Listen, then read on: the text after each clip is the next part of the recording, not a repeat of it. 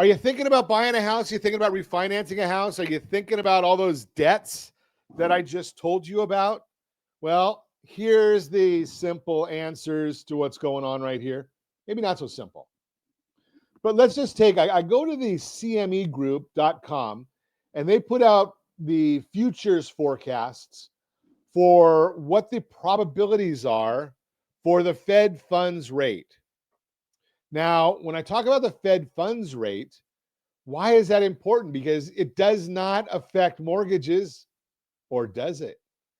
They don't set the mortgage rate. They don't set a lot of rates, but here's what they do. And here's how we use that data, how you can use that data. And a lot of people say, well, Ron, I think mortgage rates are going down. Okay, why? And you get that blank stare because they don't know why. They want to come up with something, but the answer to their question when you say why is they got crickets. They have no answer to that. So let me give you the answer. Historic. Let's go to history. So and we're going to use history, and we're going to use economics, and we're going to tell you what we think. So right now, there's about a 60% chance, almost a 60% chance, maybe a little more, that the Federal Reserve will set their benchmark, the discount rate, between 3.75 to 4.0 next year, by the end of next year. 375 to 4. So, and generally what we use the middle numbers, but I'm not going to do that now because it's hard to do the math. That would be 3.875. But here's the issue. The 10-year Treasury is generally, and I looked this up this morning, it'll vary, but it's usually right around a little bit below what the Fed funds rate is. Now, the Fed funds rate right now is, I think it is a little bit above. It's about 3/4 of a point above the 10-year Treasury.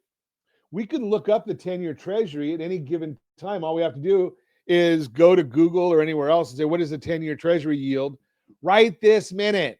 And I can tell you that it's yielding 4.398. That's where the 10-year Treasury is yielding as of right now. And right now, the Fed funds rate, that's about a half below the Fed funds rate. So let's project out. If they're saying that they're looking at, say, 3.75 as the Fed funds rate going into the end of next year, and historically we see the 10-year Treasury about a half a point below that. So now we're at 3.25. And then we look, what's the spread between the 30-year fixed rate mortgage and a 10-year Treasury? Now I see where you're going. So that's the historic, that's about 1.79. So if you were to add 1.79 to 3.25, you would get what the historic number is. But wait a second, we're not dealing in history. We're forecasting. And for about the last year, we've been running at about 2.5 at the spread above the 10-year Treasury to get to the 30-year mortgage rate. So we add 2.5 to that 3.25. That's about a 5.75 as of the end of next year. Now, what do we do with that information? We can come up with all kinds of data and we can come up with all kinds of statistics. But now what do we do with it? Well, we use that to forecast that 5.75 and say, okay, where's your home loan now? But more important, where is your blended household interest rate? And yes, I do have a blended household interest rate calculator. So if I look at the blended household interest rate of what your credit cards are, what your auto loan is, student loans, unsecured debt, secured debt, blend it all together, put it in a blender and weight it. Of course, you got to weight it because I hear so many people say, Ron, I've got a 3.25 mortgage rate. And I say, who cares? You're in debt.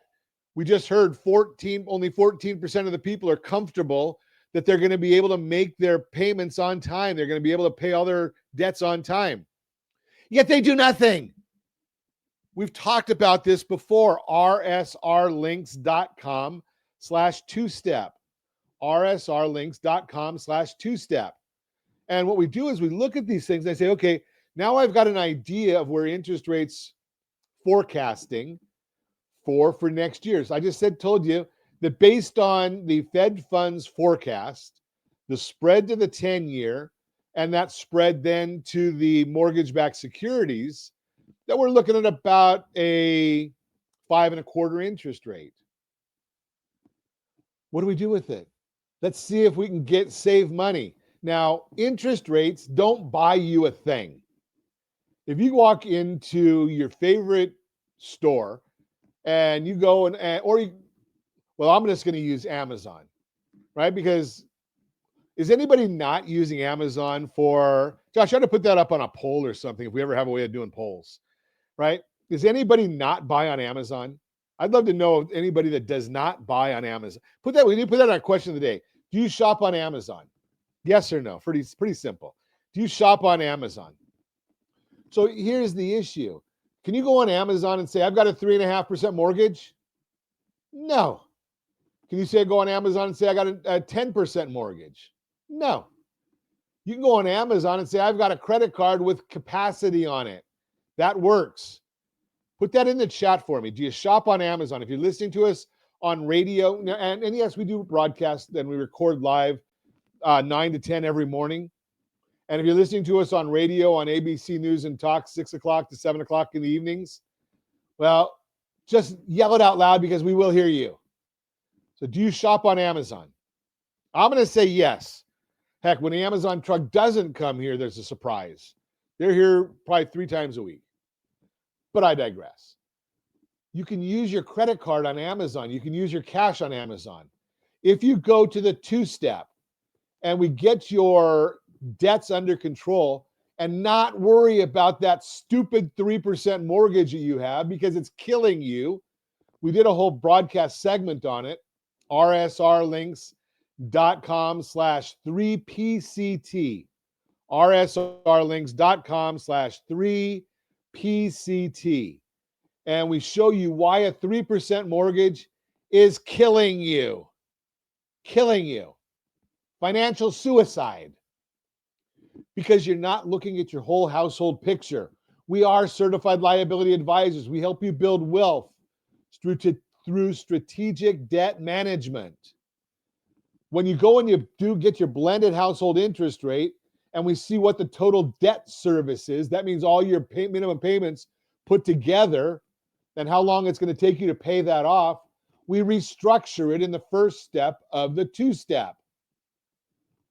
You're going to save, generally we see around $400 or $500 a month.